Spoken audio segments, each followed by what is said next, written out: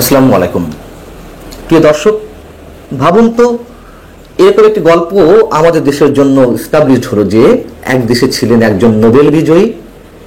সেই নোবেল বিজয়ী কথায় কথায় মিথ্যা বলতেন আর জাতির মাথা ক্ষণে ক্ষণে লজ্জায় হেট হয়ে আসতো। এমনই একটা সম্ভাবনা আমরা খুব দেখছি। আমি বুধবার রাতেই আপনাদেরকে বলছিলাম যে জাপানে বসে বিএনপিকে বুড়ো আঙুল দেখিয়েছেন আমাদের প্রধান উপদেষ্টা ডক্টর মোহাম্মদ ইউনূস। তখন তিনি যখন বিপদে পড়লেন, পর থেকে নাটক করলেন, তিনি সব রাজনৈতিক দলের একটি সমর্থন পাওয়ার চেষ্টা করছিলেন। তখন বিএনপি যে প্রস্তাবগুলো দিল, মনে করা হচ্ছিল যে তাদের প্রস্তাব অনুযায়ী ডিসেম্বরের মধ্যে নির্বাচন দেবে, কিন্তু তিনি জাপানে গিয়ে পুনরায় উল্লেখ করলেন জুনের মধ্যে নির্বাচন। বুড়ো আঙুল দেখালেন, বুড়ো আঙুল দেখিয়েছেন, তা তো বেশ ভালো কথা। ওই জাপানে বসেই বৃহস্পতিবার তিনি চরম অসত্য উচ্চারণ করলেন।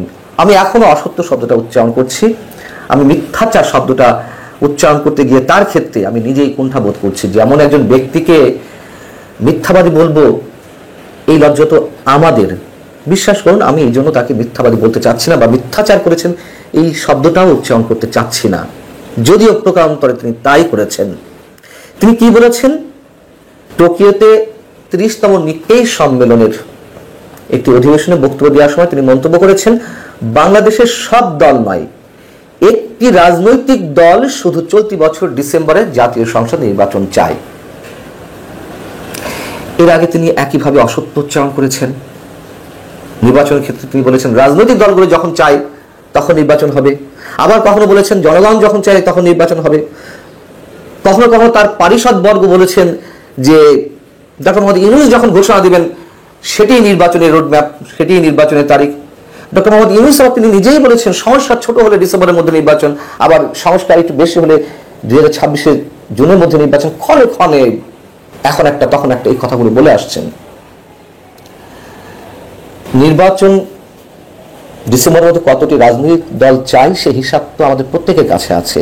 আমির খসরু মাহমুদ চৌধুরী, বিএনপির স্থায়ী কমিটির সদস্য, তিনি বুধবারও উল্লেখ করেছেন যে 42টি রাজনৈতিক দলের সমন্বয়ে বিএনপি নেতৃত্বে 31 দফা কর্মসূচি দেওয়া হয়েছে। অর্থাৎ এই 42টি দল বিএনপির মনোভাবাপন্ন এবং তারা একই সাথে তো পথ চলছে। এর তো অসংখ্য রেকর্ড রয়েছে যে কারা কখন নির্বাচন চায়।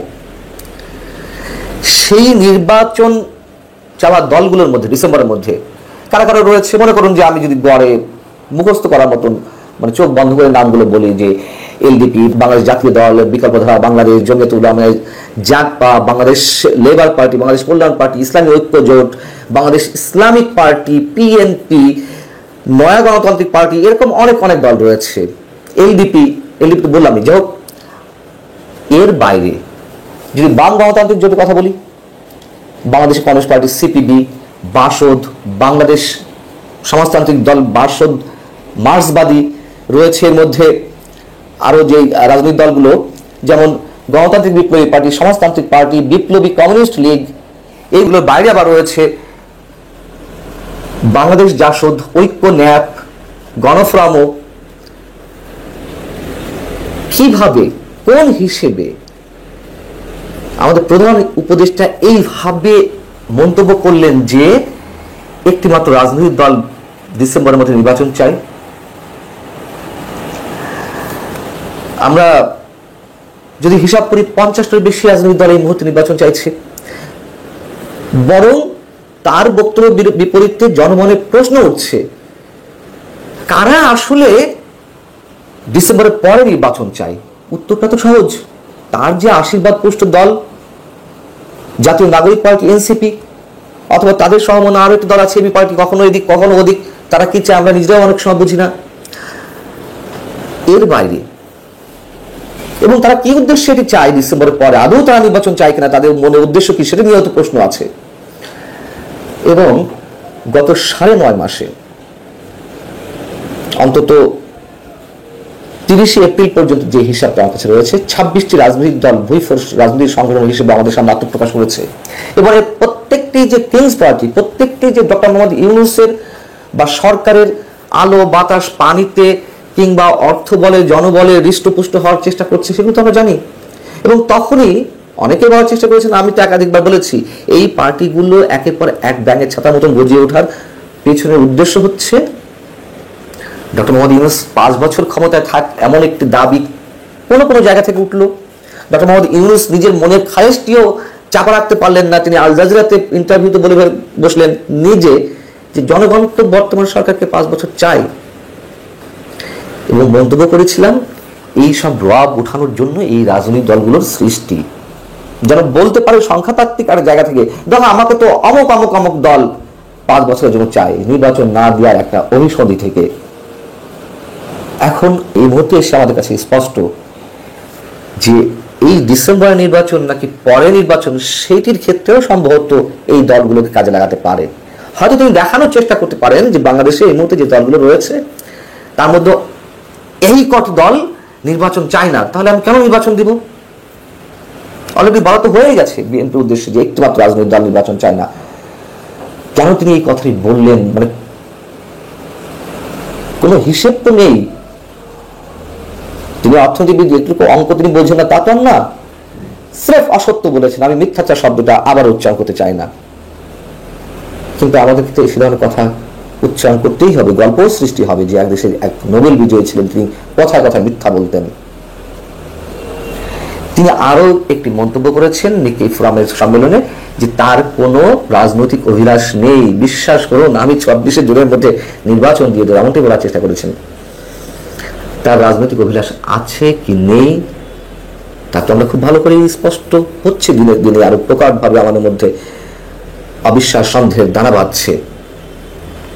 রাজনৈতিক অভিলাষের কথা বাদ দিলাম, তার যে আরো আরো অনেক ধরনের অভিলাষের কথা আমরা জানতে পারছি।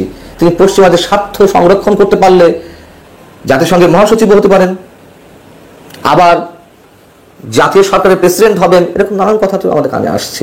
সব বাদ দিলাম, তিনি এর মধ্যে যেগুলো দৃশ্যমান সেইগুলো কোন অভিলাষ থেকে হয়েছে? নিজের একটি প্রতিষ্ঠানে 666 কোটি টাকার কর মওকুফ করে নিয়েছেন, গ্রামীণ বিশ্ববিদ্যালয় নিয়েছেন, গ্রামীণ মেডিকেল নিচ্ছেন, আরো আরো অনেক অনেক কিছু। লাভের লাভ যে শুধুমাত্র এই গণভোটের মাধ্যমে তারই হয়েছে, এই হিসেবেও আমি এর আগে আপনাদের সামনে দিয়েছি। ডক্টর মোহাম্মদ ইউনূস তার যে কথাবার্তা আমরা শুনছি, বিশ্বাস করুন আমরা এখনো পর্যন্ত তার প্রতি আমাদের সম্মান হারাতে চাই না। তিনি যেভাবে সমালোচিত হচ্ছেন, আমি নিজেও করছি, বাধ্য হয়ে করতে হচ্ছে। এত কূটকৌশল আর মানুষ নিতে পারছে না। ভালো থাকুন সবাই, আল্লাহ হাফেজ। ভারত আবারও কোনো কোনো ক্ষেত্রে কঠোর জবাব দিয়েছে, কোনো কোনো ক্ষেত্রে কিছুটা রাগঢাক রেখে মন্তব্য করেছে। গত রোববার 25শে মে প্রধান উপদেষ্টার সঙ্গে রাজনৈতিক দলের যে বৈঠকগুলো হলো, সেই বৈঠকের একটি শেষে নাগরিক ঐক্যের সভাপতি মাহমুদুর রহমান মান্না সাংবাদিকদের কাছে মন্তব্য করেছিলেন যে প্রধান উপদেষ্টা নাকি বলেছেন ভারতীয় আধিপত্যবাদের কারণে দেশ বড় সংকটের মধ্যে রয়েছে, এই জন্য পুরো জাতিকে ঐক্যবদ্ধ থাকা দরকার। তার এই মন্তব্যের পরিপ্রেক্ষিতে দিল্লিতে পররাষ্ট্র মন্ত্রণালয়ের যে নিয়মিত সংবাদ সম্মেলন, সেখানে প্রশ্ন করা হয়েছিল যে এর জবাবে ভারতের অবস্থান কি। পররাষ্ট্র মন্ত্রণালয়ের মুখপাত্র রণধীর জয়সওয়াল তিনি বলছেন, বাংলাদেশ সরকারকে আমি বলবো তাদের দেশের গভর্নেন্স বা প্রশাসনিক ইস্যুগুলো সামলানোর দায়িত্ব কিন্তু তাদেরই। এ ব্যাপারে আমরা যে ধরনের বক্তব্য দেখতে পাচ্ছি বা যেসব মন্তব্য আসছে, তা থেকে মনে হচ্ছে দায়টা যেন তারা অন্য কোনো দিকে ঘুরিয়ে দেওয়ার চেষ্টা করছেন। তিনি বলছেন, বাংলাদেশ সরকারকে উদ্দেশ্য করে বলতে চাই, আপনাদের মনে করিয়ে দেব আপনাদের সামনে যে সব নিজস্ব চ্যালেঞ্জ রয়েছে সেগুলো আপনাদেরই দেখতে হবে। বিষয়টা কি তেমনই নয়? একটা জিনিস এই মুহূর্তে অন্তত ভোতা হয়ে গেছে, সেটি হচ্ছে সব কিছুতেই ভারত বিরোধিতা। এখন তার সেই ভারতের পরম বন্ধু, যার মাধ্যমে ভারতের স্বার্থগুলো উদ্ধার হচ্ছিল, যে অভিযোগগুলো আমরা করে আসছি, সেই আওয়ামী লীগ তো ক্ষমতায় নেই। আওয়ামী লীগের রাজনৈতিক কার্যক্রমও নিষিদ্ধ করা হয়েছে এবং ডিসেম্বরের মধ্যে নির্বাচনের দাবিতে রাজনৈতিক দলগুলো যে কর্মসূচি দিচ্ছে বা যে বক্তব্যগুলো দিচ্ছে, সেটি নিয়ে যে উত্তেজনা সৃষ্টি হয়েছে, সেখানে কেন ভারতকে টেনে আনা? এবং 25 আর 24শে মে যে বৈঠকগুলো হলো সেই বৈঠকগুলো কিসের পরিপ্রেক্ষিতে হলো? সেনাপ্রধান জেনারেল ওয়াকারুজ্জামান 18 মাস বা ডিসেম্বরের মধ্যে নির্বাচনের যে দাবি তিনি আবার উল্লেখ করেছিলেন, তার কারণেই তো সরকারের মধ্যে অস্থিরতার জন্ম থেকে রাজনৈতিক দলগুলোর সাথে বসা। সেখানে কেন ভারতীয় আধিপত্যবাদের কথা আসবে? এবং করিডোর ইস্যুতেও সেনাপ্রধান যে মন্তব্যগুলো করেছিলেন যে নো ব্লাডি করিডোর, অর্থাৎ তিনি স্পষ্টত বুঝিয়ে দিয়েছিলেন যে এই করিডোর দেওয়া হলে রাখাইনের উদ্দেশ্যে বাংলাদেশ রক্তাক্ত ভূমিতে পরিণত হবে, এমন একটা ইঙ্গিত তিনি দিয়েছিলেন। এবং স্বাধীনতা সার্বভৌমত্বের ক্ষেত্রে সেনাবাহিনী আপোষহীন থাকবে। এটিকে কেন্দ্র করে যে উত্তেজনা, যে অস্থিরতা সরকারের মধ্যে, সরকারের বিভিন্ন জায়গা থেকে যে নতুন নতুন উত্তেজনাকর মন্তব্য করা হচ্ছিল সেনাবাহিনীকে আক্রমণ করে, তার সাথে তো ভারতীয় আধিপত্যবাদের কিছু নেই। এবং সেনাপ্রধানকে চিত্রায়িত করা হয় ভারতের দালাল হিসেবে। বিষয়টা হচ্ছে যে দেশের সার্বভৌমত্বের কথা বললেই ভারতের দালাল বানানো হবে, মুক্তিযুদ্ধের পক্ষে কথা বললে আওয়ামী লীগের দালাল বানানো হবে। এগুলো ভোতা হয়ে গেছে, এগুলো আর মানুষ নেয় না, এগুলো প্রয়োজন নেই কোনো। বরং যেই পরিবর্তিত রাজনৈতিক প্রেক্ষাপট, যে নতুন বাংলাদেশ বিনির্মাণের কথা বলা হচ্ছে, সেদিকেই নজর দিক। কিন্তু আমরা একটা চরম অস্থিরতা চারদিক থেকে সৃষ্টি করার সরকারের মধ্য থেকেই যে একটা চেষ্টা, সেটা আমরা লক্ষ্য করছি। এবং তার পুঁজি ভারত। হ্যাঁ, ভারত এখনো পর্যন্ত অনেক ক্ষেত্রে অযাচিত অনেক ধরনের কাজ করে আসছে, বাংলাদেশের পশ্চিম ঘটানো হচ্ছে, সেগুলো আমরা তীব্র নিন্দা জানাই অবশ্যই। করিডোর ইস্যুতে রাশিয়ার যে রাষ্ট্র নিয়ন্ত্রিত গণমাধ্যম আরটি, তাদের একটা নিউজের কথা আজ আমি আপনাদের বলেছি। রাশিয়াও যে করিডোর ইস্যুতে কি করতে চাইছে সেটাও তাদের রিপোর্টের মধ্যে দিয়ে ইঙ্গিত দিয়েছে। এবং আমি বরাবরই বলে আসছি যে এই করিডোর ইস্যুতে রাশিয়া, ভারত এবং চীন একটা অভিন্ন নীতিতে থাকবে, একটা স্ট্র্যাটেজিক্যাল পলিসিতে তারা পৌঁছাবে, কোনো অবস্থায় তারা এই করিডোর দিতে দেবে না। সেই জায়গা থেকে ভারত আবার লালমনিরহাটে যে আমাদের যে পুরাতন বিমান ঘাঁটি, সেখানে চীনের অর্থায়নে নতুন করে সেটি বিনির্মাণ করা হতে পারে, নতুন করে আবার সক্রিয় করা হতে পারে, সেই জায়গা থেকে আবার ভারত বিরোধিতা করছে। এখন এই জায়গাগুলোতে অবশ্যই আমরা প্রতিবাদ জানাই। কিন্তু বৈঠকটি তো হয়েছিল বাংলাদেশের নির্বাচন এবং করিডোর ইস্যুতে। সেখানে আমরা কেন ভারতীয় আধিপত্যবাদের কথা বারবার তুলে নিয়ে আসবো? একটা জুজুর ভয় দেখানোর চেষ্টা করা হচ্ছে সবসময়। করিডোর ইস্যুতে দিল্লিও কথা বলেছে বৃহস্পতিবার। এখানে প্রশ্ন ছিল যে বাংলাদেশ তাদের ভূখণ্ডের ভেতর দিয়ে মিয়ানমারের রাখাইন প্রদেশের জন্য যে মানবিক করিডোর দেওয়ার চিন্তা ভাবনা করছে, বিবেচনা করছে, সেই ব্যাপারে ভারতের অবস্থান কি? ভারত মোটামুটি স্পষ্ট একটা বার্তা দেওয়ার চেষ্টা করেছে। তারা বলছে যে রণদীপ জয়সওয়াল যে মন্তব্যটি করলেন তা হচ্ছে এরকম যে এই ধরনের ডেভেলপমেন্টগুলো যেটাতে নিরাপত্তার প্রশ্ন জড়িত রয়েছে, সেগুলোর দিকে সবসময় আমাদের সতর্ক নজর রয়েছে। আরও একটি প্রশ্ন ছিল নির্বাচন ইস্যুতে। ভারতের সাংবাদিকরা তার কাছে প্রশ্ন করছেন যে বাংলাদেশে অনেকগুলো রাজনৈতিক দল দ্রুত নির্বাচন আয়োজনের দাবি জানাচ্ছে, সে ব্যাপারে ভারতের বক্তব্য কি? খুব জোরের সঙ্গে আবারও সেই পুরনো কথা তিনি তুলে এনেছেন। উত্তরে তিনি বলছেন যে আমরা বাংলাদেশে নির্বাচন আয়োজন নিয়ে বারবার একটা কথাই বলে আসছে, বাংলাদেশকে তাদের দেশের মানুষের রায় ও ম্যান্ডেট কি সেটা যাচাই করতে হবে। যদিও তাদের এই কথা শুনলে আমাদের এখনো পর্যন্ত হাসি পায় যে বাংলাদেশে যে তিনটি নির্বাচন হয়েছে 2014, 24, 18, সেখানে ভারতের কি অবস্থান ছিল আমরা সেটা জানি। যাই হোক, এখন তাদের অবস্থান থেকে তারা এই কথাগুলো বলছে। এবং রণদীপ জয়সওয়াল আবারও বলছেন যে আর সেটা করতে অন্তর্ভুক্তিমূলক সুষ্ঠু ও অবাধ একটা নির্বাচনের মাধ্যমে খুব তাড়াতাড়ি করতে হবে। অন্তর্ভুক্তিমূলক ইনক্লুসিভ নির্বাচনের কথা বলছে।